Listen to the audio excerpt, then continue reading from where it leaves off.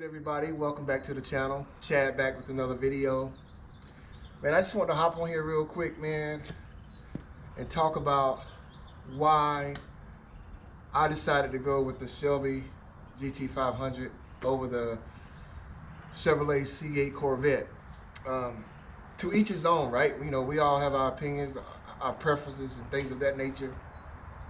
And I just want to share with you guys why I decided to go Shelby over the C8. But before we do that, man, make sure to hit the like button, subscribe to the channel, hit the notification bell so you'll be notified every time I upload new content. So let's start back. 2019-ish is when I first got wind, first heard about Chevrolet's C8 mid-engine, new sports car coming out, new design. And I knew these Shelby GT500s were coming out way before then. But I first got wind about the C8 in sometime in 2019. And when I found out about it, it made me pause on wanting to get a Shelby. You know, now I was going through physical therapy and all these different things. I've had some severe major injuries. For those of you who don't know, for those of you who do know me, I was actually paralyzed from the waist down. So I've been through a lot of therapy, but during that time, I was always on, YouTube, looking at videos, looking at, blogs and different things about what's coming up, what new cars are coming out. Just kind of giving myself some kind of goal, maybe I could hopefully be able to drive one of these cars because everybody's going away from the stick shifts. I can't do manual stick shifts anymore because of my legs and feet. So I need an automatic car, paddle shifter type thing. But anyway, that's another story for another day. But yeah, so I found out about the C8 coming out in 2019. And that put pause on me wanting to get a Shelby. I was like, well, when the car comes out, when I see the car in person, that's when I'll make my final decision. Or am I gonna go C8, Chevrolet C8, or Ford Mustang Shelby GT500. So the car comes out, and in February 2020, there was a car, right before the pandemic hit crazy, there was a car show in Atlanta, Georgia, here in Atlanta where I live. And my wife, she got tickets, and she made sure that we could get close parking and everything like that so I could get access because I can't walk far. I don't know if you ever noticed my videos, I'm always sitting down because I can't stand long and stuff like that. But anyway, there was a car show in February 2020, and they had the C8 there, and they had a Shelby GT500 there. And when I walked in and I saw both cars, it was an easy decision for me after I got a chance to sit in both cars and look at both cars. My heart went to this, and here's why. There's a few reasons why. The Chevrolet C8 Stingray is a nice looking car. It's amazing. The car is exotic looking. It's an American exotic car, like super exotic car here in America.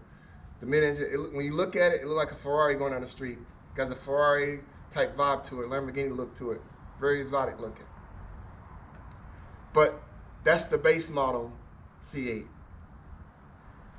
And the price for those cars, my first reason is because the price of this Shelby GT500 and the price of a C8 Stingray were identical almost. When you customize the C8 the way you want it, you customize one of these the way you want it, it's almost identical in price. And with that being said, the C8 only comes with 495 horsepower. This thing comes with 760 horsepower. So horsepower difference was one of the reasons why. No particular order in these reasons, but that was a check mark off for me wanting the Shelby over the C8. Another reason was they are making so many C8s. The exclusiveness of this car. They're making so many freaking C8s. I think they're doing like 20,000 or something a year. Something, if I'm wrong, I'm not quite sure. But it's way more those being made than they are these being made. They making these in 2020, 2021, and 2022, and that's it. This is a 2021, and I think, I could be wrong, the final numbers haven't come out yet for 2021, but it was a little bit over 4,000 of these made. And in 2020, it was like 5,800 of them made. So in the 3 years run, it's going to be a little bit right around 15,000 of these for 3 years total. The C8, they're making 15 to 20,000 of those per year. So everywhere you go now, you see a C8. You don't see Shelby GT500s that often. I know before I got mine, I saw one at a car show. That's 2020.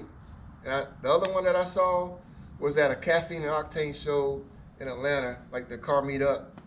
Those are the only two Shelby GT500s, the latest generation of GT500s that I've seen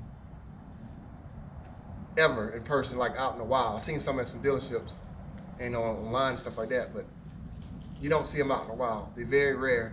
So I like the aspect of not having a wide range of, you know, GT500s everywhere.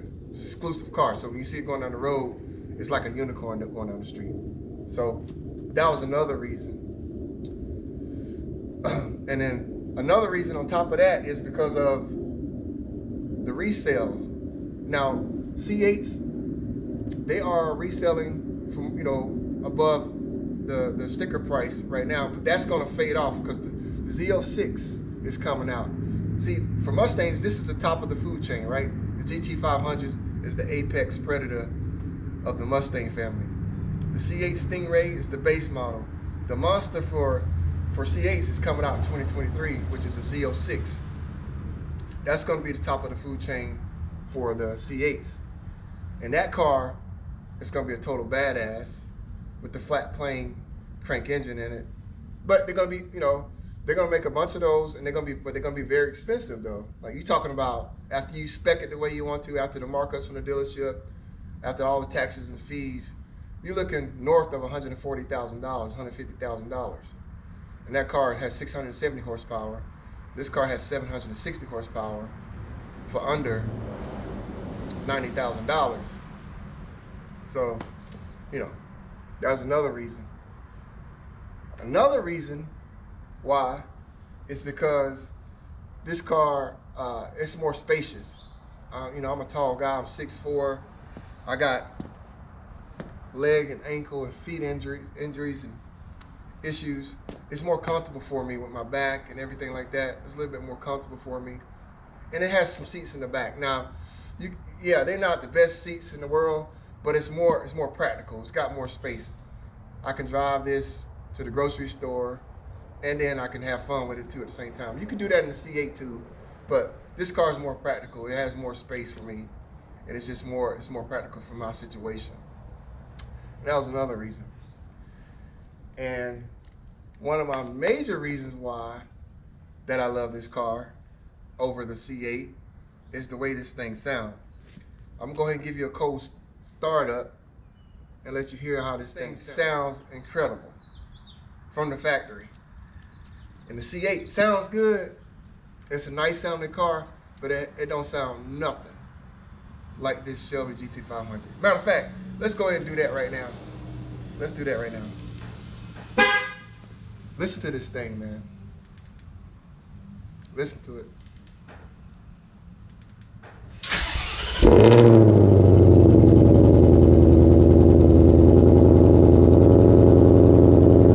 Ain't nothing on the planet sound like that. You can't even hear me talking. As you can hear, the thing sounds incredible. So, those are my major reasons why I decided to go with the Shelby GT500 over the Chevrolet C8. Both cars are phenomenal. I mean, pick your poison, man. Both cars are great. But those are some of the reasons why I decided to go with the Shelby GT500. So that's going to be it for this video, man. I hope you guys enjoyed that quick video. Make sure to hit the like button, subscribe to the channel, hit the notification bell so you'll be notified every time I upload new content. And that's going to be it for this one, and we'll see you in the next one. Peace. Like it though. Did you Double tap.